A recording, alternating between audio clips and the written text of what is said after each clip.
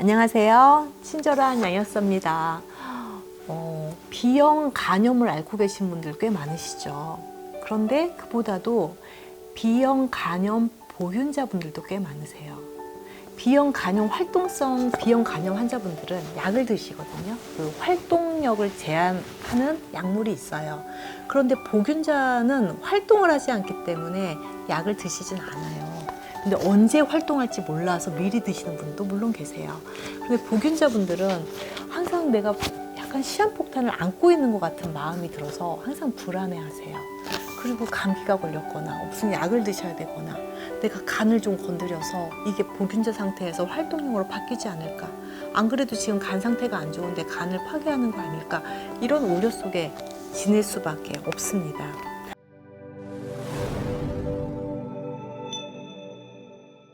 그런데 오늘 제가 소개시켜 드리고 싶은 분은 폐경이 되셨어요. 폐경기 증후군 때문에도 많이 몸이 힘드세요.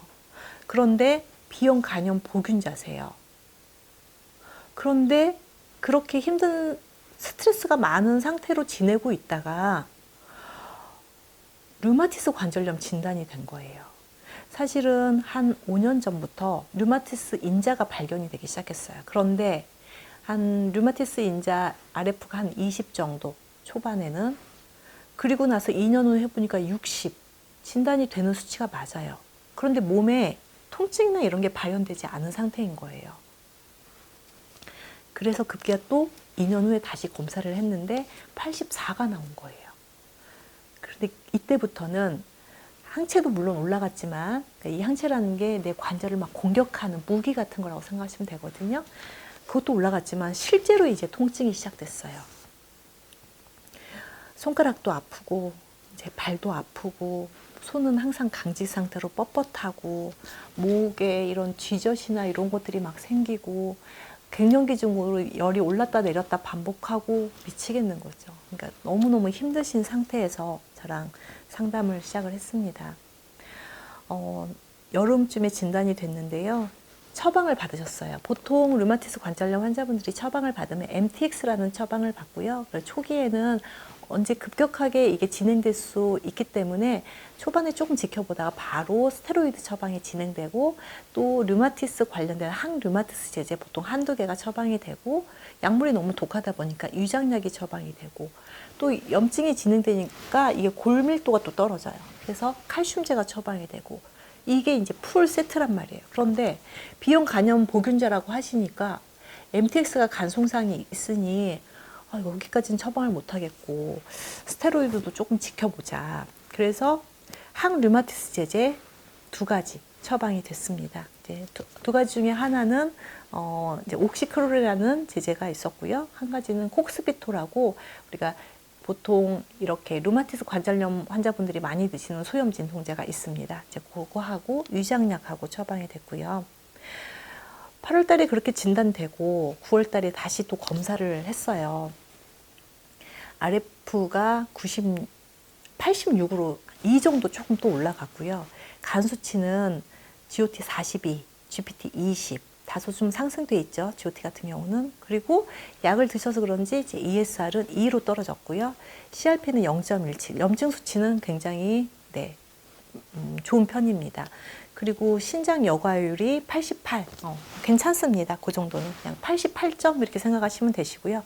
그런데 이분도 LDL, 콜레스테롤 수치가 높은 거예요. 갱년기도 있고요. 내 몸에 제가 LDL이 올라가는 거, 혈관 내에서 염증이 생기면 그 염증을 어떻게든 치료해 주려고 간에서 열심히 만들어서 갖다 붙이는 후시딘 역할을 하는 게 LDL이거든요. 그러니까 나쁜 게 아니라 내 몸에서 어쩔 수 없이 만들어지는 건데 갖다 자꾸 붙이다 보니까 어떤 일이 벌어져요. 혈관이 좁아지는 거예요. 자꾸 콜레스테롤 갖다 붙이면서 치료를 해주려고 가는 거거든요. 그러니까 콜레스테롤 자체는 죄가 없는데 얘가 자꾸 길을 막아요. 마치 자꾸 불이 나니 소방차가 자꾸 진입을 하고 또 구급차가 들어가니 길이 막아지잖아요.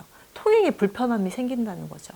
통행에 불편함이 생기니까 그 다음에 또 다른 문제들이 생기고, 근데 그 지역이 그 공간이 계속 이렇게 아주 반복적으로 불이 난다. 그러면 교통 정체 구간이 되겠죠. 그것도 문제잖아요. 그런데 특히나 혈관이라고 하는 도로망이 막히게 되는 원인이 이 콜레스테롤인데, 콜레스테롤은 본인이 할 역할을 다 하기 위해서 가서 붙인 거예요. 그러면 불이 나지 않게 만들어줘야 되겠죠. 혈관 안에서 염증이 나지 않게 만들어줘야 되는 거예요. 이제 그런 부분들을 어떻게 만들어줄 것이냐. 이제 여성 호르몬하고도 관련이 있지만 항염증 물질, 혈관에 염증이 생기지 않게 열심히 방어만 해준다면 LDL은 스타틴이라고 하는 약물을 쓰지 않아도 떨어집니다. 그 떨어지는 거를 제가 또 보여드리겠습니다. 처음에 영양소 관리하셨을 때 소화가 너무 안 된다가 중점이었어요. 통증도 통증인데 뭐가 이렇게 좀 섬유질이 있는 음식을 들어간다. 그럼 무조건 소화가 안 된다. 그리고 장기능은 변비와 설사를 반복한다. 만성 변비에 또 뭔가 섬유질이 들어가면 바로 설사하고 굉장히 불편하다. 그리고 갱년기 증후군으로는 잠을 못 주무시고 상열감이 생기고 머리가 너무 아프다. 간 기능이나 지방간도 있다. 이렇게 말씀을 하셔서 제가 우선은 위는 건강하게 해드려야겠다 이런 생각을 했고요. 장은 류마티스 관절염 면역 그 영양소 중에 면역 유산균이 고함량으로 들어가기 때문에 장은 걱정 안 해도 되겠다 이런 생각을 했고요. 그래서 위에 좀 좋은 효소하고 간 수치가 다소 상승돼 있고 그 보균자셨기 때문에 제가 쓰고 있는 간장약도 같이 처방을 해드렸어요. 3주가 지났는데 우선 소화가 좀 좋아지는 것 같다. 그런데 피부결이 좋아져요? 하고 물어보시더라고요. 네, 피부결이 좋아져요. 고순도 오메가3와 간장약 속에 들어있는 그 항산화제 이런 것들을 좀 같이 드시고 또 류마티스 관절염 환자분들은 콜라겐이 같이 들어가니까 피부결이 굉장히 좋아져서 피부가 너무 좋아졌다고 좋아하시더라고요. 그랬는데 목에 쥐젖이 있었는데 쥐젖이 사라질 수도 있어요. 그렇게 말씀하시더라고요. 그러니까 면역이 좋아지거나 내 세포가 건강해지면 쥐젖이 계속 증가되고 있는 것도 막을 수도 있고 이분 또 쥐젖이 사라졌다. 이제 이렇게 말씀하시더라고요. 한 달 정도 지났을 때 통증이 서서히 사라지고 있고 그리고 그런데 강직은 좀 있다. 근데 통증은 전보다 훨씬 덜하다는 말씀을 해주셨습니다. 2달 정도 지났어요. 병원 가셨거든요. 병원 가셨는데 병원에서도 비형 간염 보균자라는 것도 이제 인지를 하시기도 했고 염증 수치가 그리 많이 높지 않기 때문에 그러셨는지 약을 아주 현격하게 줄여주셨어요. 그 항류마티스제 이제 빼고요. 그리고 콕스비토라고 하는 강력한 소염 진통제 아예 빼고 그냥 혈액순환제 하고요. 그 한방으로 돼 있는 소염 진통제 순한 거 있어요. 류마티스 관절염 환자분들은 거의 안 쓰고요. 그냥 일반 골 관절염, 퇴행성 관절염 환자분들에게 뭐 보조적으로 쓰는 그런 소염 진통제가 처방이 됐습니다. 그리고 피 검사를 하셨네요. 피 검사 결과를 보여주셨어요. 자, 제가 처음에 류마티스 인자가 84였고 제 영양소 치료하기 바로 직전에 86이었습니다. 그런데 영양소 관리하시고 2달이 채 되지 않았을 때 54.9로 RF 인자가 훅 떨어졌어요. 그리고 걱정하셨던 간 수치 올라가면 안 돼요. 간 수치 42에서 38로 떨어지고요. 20에서 14로 떨어지네요. 거기서 굉장히 안도를 하신 것 같아요. ESR은 약 처음에 드시고 2로 떨어졌는데 5로 상승했습니다. 그런데 사실 2나 5 그 정도는 뭐 10 이하는 그냥 정상 범위다 라고 보여집니다. CRP가 0.17로 다소 높았는데요. 사실 0.17도 약을 드시고 좀 좋아진 거기 때문에 0.17도 사실 그렇게 높은 거는 아니에요. 그런데 제가 말하는 건 정말 소수점 2자리까지 가야 된다. 0.06으로 떨어졌습니다. 이거는 그냥 정상 범위. 이렇게 떨어지니 병원에서 당신은 약을 더 늘릴 필요도 없을 것 같고 지금 약도 좀 줄여도 될 것 같다. 그리고 이제 보통 병원에서는 이렇게 떨어져도 잘 안 줄여줘요. 왜냐하면 나빠질 게 뻔하니까 다시 또 나빠져서 오실 거니까. 그런데 이 의사 선생님께서는 이제 비형 간염이 있으셨다는 거를 좀 감안해서 활동용으로 바뀌면 굉장히 난감하시잖아요. 그래서 바로 줄여주시고 안 좋아지시면 바로 처방은 다시 올리겠다라고 말씀을 하셨고요. 여기서 이분이 간도 걱정이지만 또 신장 기능도 GFR 88이었다는 말씀 기억나시죠? 88이었는데 99로 무려 11이 올라갔어요. 90점 이상입니다. 이 정도 되면. 그리고 또 걱정하셨던 부분 LDL 저밀도 콜레스테롤 166으로 굉장히 높았습니다. 이건 폐경기 때도 많이 올라가요. 그리고 또 류마티스 있으신 분도 올라갈 수 있고 세상에 69로 떨어졌어요. 사실 이렇게 드라마틱하게 떨어질 수 있을까 저도 생각을 했는데 보통 169에서 166에서 뭐 한 100 정도로 떨어지는 거 저는 굉장히 흔하게 많이 보는 일인데 69로 떨어졌습니다. 그러니까 원인이 폐경기에 대한 관리도 같이 들어갔거든요. 폐경기 관리도 같이 들어가서 폐경기 때 올라가는 LDL도 줄이고 또 염증 방어를 하고 있었던 부분들을 충분하게 보통 이제 완전 고함량 영양소가 들어가기 때문에 LDL 수치도 현격하게 떨어졌습니다. 다른 뭐 중성지방이나 이런 것들은 원래도 이제 정상이셨고 별로 이렇게 변화를 추이를 볼 필요가 없어서 제가 표기를 하진 않았습니다. 그리고 한 3개월 정도 지났을 때는 이제 불면증이 많이 호전됐다. 위기능은 소화기능은 정말 많이 호전됐고 이제는 통증이 없어졌다. 그런데 조조강직은 약간 있다. 이제 새벽이나 밤늦게 좀 손이 뻣뻣해지는 듯한 느낌이 든다. 이런 말씀을 하셨고요. 한 4개월 정도 지났을 때 컨디션이 너무 좋아집니다. 이제는 갱년기 증후군도 상열감이 좋아졌어요. 상열감이 없어졌고 원래 밥만 먹고 나면 이렇게 눕고 싶고 이제 이분이 회사를 다니시거든요. 근데 눕고 싶고 이러셨는데 식곤증이 없어졌다. 대사가 좋아졌다는 뜻이에요. 우리가 위에 음식이 들어가면 자꾸 식곤증이 생기는 게 모든 그 위에 있는 혈관이 활성화돼서 모든 에너지를 혈류를 위로 다 집중을 해서 강력한 운동을 시켜야 되잖아요. 그러다 보니까 뇌로 가는 다른 그 조직으로 가는 혈류량이 줄어들 수밖에 없어요. 그런데 충분한 오메가3가 들어갔고 또 여러 가지 대사 좋은 영양소들이 들어가다 보니까 혈류가 좋아지잖아요. 혈류를 위로 다 보내도 뇌가 정상적으로 돌아가는 거예요. 이렇게 식곤증을 없애는 거거든요. 식곤증이 좋아졌다라고 말씀하시고 겨울철에 감기 없이 지냈다. 그리고 좀 올해 좀 가기는 갔지만 최근에는 변비가 사라져서 위하고 장이 편안히 이제는 좀 살 것 같다. 이제 좀 거의 치료가 다 된 거 아닌가요? 라고 말씀하셔서 그건 아닙니다. 사실 류마티스 관절염은 결코 쉬운 질환이 아니고요. 간에 대한 방어도 바이러스에 대한 제가 활동성 간염 환자가 갱년기 증후군 그 조기 폐경하고 같이 관리해져서 오히려 간염 바이러스 수치를 정상화됐던 사례도 제가 보여드린 적이 있어요. 그런 것처럼 그런 말씀 드리면서 좀 꾸준하게 관리하셔야 되고 이제 어느 정도 정말로 좋아지시면 영양소를 줄여서 가시면 된다라고 말씀을 드렸습니다. 5개월 정도 지났어요. 이제 통증 없고 잘 지내고 있고 조조강직도 많이 좋아졌는데 조금은 남아있다. 그리고 혈액 검사하셨다고 보내주셨어요. 류마티스 인자가 48.96. 사실은 이게 관리가 한 6개월 정도, 5개월 정도 진행이 됐는데요.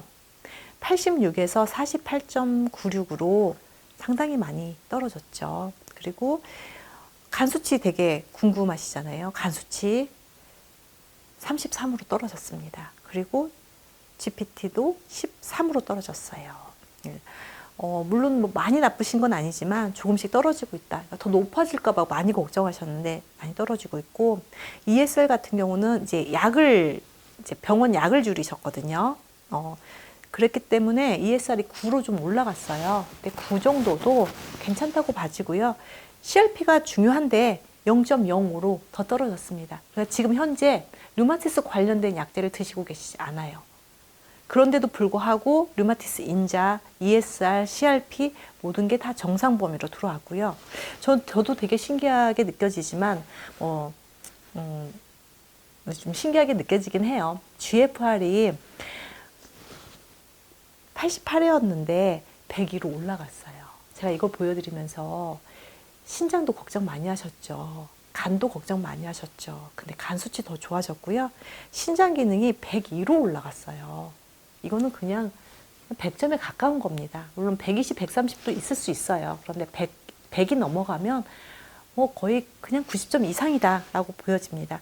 원래 88이었는데 약도 계속 드셨고 병원 약도 드셨는데도 불구하고 영양소 관리 충분히 하시면서 수치가 102로 상승되는, 그리고 LDL은 87. 두 달 전에 69였는데 87. 87도 괜찮습니다. 사실 LDL이 무조건 낮다고 좋은 것만은 아니에요. 우리 몸에 염증이 있으면 염증 수복도 하러 가야 되고요. 그건 부수적인 일인 거고, 우리 몸의 콜레스테롤도 굉장히 중요한 거거든요. 우리가 뇌에 이 뼈 조직 말고 뇌 세포의 연 조직의 90% 정도가 콜레스테롤로 되어 있어요. 콜레스테롤이 뇌에서 빠져나가면요, 뇌 기능이 떨어질 수밖에 없습니다. 그래서 콜레스테롤을 우리가 적으로 봐서는 안 되는 거거든요. 필요할 때는 만들어지고 필요 없으면 안 만들어져야 되는데, 염증이 너무 많다 보니까 너무 많이 만들어서 갖다 들러붙기 때문에 혈관을 막는 거지, 콜레스테롤이 만들어지는 거에 대해서 필요해서도 안 만들어지는 게 문제지 만들어지는 게 이상한 건 아니에요. 그러니까 잘못 갖다 붙은 게 아니라 자꾸 불이 나니까 소방차가 출동하는 거고요. 불이 안 나게 만들어지는 게 중요한 거지, 소방차를 없애는 게 방법은 아니잖아요. 그런데 지금 스타틴이라는 약물은 소방차 생산을 줄이는 거예요. 자꾸 소방차가 길을 막으니 교통 혼잡이 일어납니다. 소방차 생산을 줄이거나 소방차의 출동을 줄여주세요. 너무 이치에 안 맞는 얘기잖아요. 불을 안 내는 방법에 힘써야 되는 것처럼 우리 몸에서 염증이 안 생기는 쪽으로 힘쓰게 되면 LDL이 많이 만들어지는 일이 없어져요. 그리고 LDL이 만들어져서 내 몸에 필요한 세포막을 구성하고 뇌를 구성하고 이런 데 쓰여지는 겁니다. 그래서 정상 범위라는 게 있는 건데 지금 정상 범위 안에 들어왔고요. 이분이 당화혈소는 그 전에 검사에는 없었는데 이번 마지막 검사에 당화혈소 검사하셨는데, 물론 초기 검사를 잘 모르겠지만 5.2가 나왔습니다. 아주 좋은 수치죠. 5.2.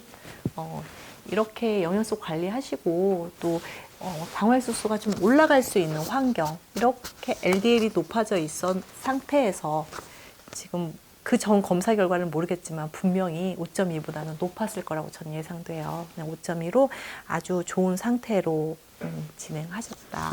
이렇게 오늘 B형 간염 있는 분들 막 영양소 드시는 거 막 겁내하시고 이러시는데 그러실 필요 없고요. 대신에 좋은 영양소 드셔야 돼요. 그냥 대충 만든 영양소 드시면 그 주요 성분이 아니라 그 주요 성분하고 같이 있는 그 성분들이 많이 들어가면 간을 공격할 수 있거든요. 그래서 요즘에 자꾸 가성비란 얘기를 많이 하시는데 싸고 좋은 거, 사실 영양소 입장에서는 그런 거 별로 없는 것 같아요. 너무 저가 전략으로 그 판매에 대한 마케팅을 많이들 하시는데, 정말 영양소야말로 우리가 밥이 아니잖아요. 우리가 밥 먹고 우리가 후식을 먹는 건 정말 맛있고 입안을 상쾌하게 하면서 내 몸에 건강하기 위해서 먹는 건데, 맛도 너무 없고 건강에 별로 도움도 안 돼. 그럼 후식으로 먹지 않잖아요. 그럼 그냥 밥을 드시면 되죠. 굳이 돈을 들여서 맛없는, 맛없고 안 좋은 과일을 사서 드시는 분은 없단 말이에요. 그것처럼 영양소가 다 똑같은 영양소가 아니다. 얼마나 일반 의약품, 전문 의약품 만드는 것만큼이나 굉장히 심혈을 기울여서 정말 최대의 효과를 얻기 위해서 아주 효율적인 그 대사를 위해서 정말 송곳으로 찝어내고 나머지를 다 정제 처리를 해야 되는 과정이 이루어져야 되는 게 건강기능식품인데, 그냥 뭉텅이로 집어서 캡슐에 넣는다고 그게 영양제가 절대 아니라는 거 오늘 꼭 말씀을 드리고 싶어요. 영양소 과잉, 너무 저가의 영양소를 많이 드셔서 간 수치 나빠지신 분 제가 사례를 본 적이 있었거든요. 너무 많이 드셔서 우리가 그런 패착을 하지 않았으면 좋겠다라는 생각이 듭니다. 오늘 좋은 영양소로 이렇게 여러 가지 갱년기, 류마티스 관절염, 그리고 B형 간염, 간대사, 신장 기능, 그다음에 당대사까지 한 가지 치료로 여러 가지 몸이 전체적으로 건강해졌던 그런 사례를 오늘 올립니다. 오늘 여러분 경청해 주심으로 감사드리고요. 여기서 마치도록 하겠습니다. 고맙습니다.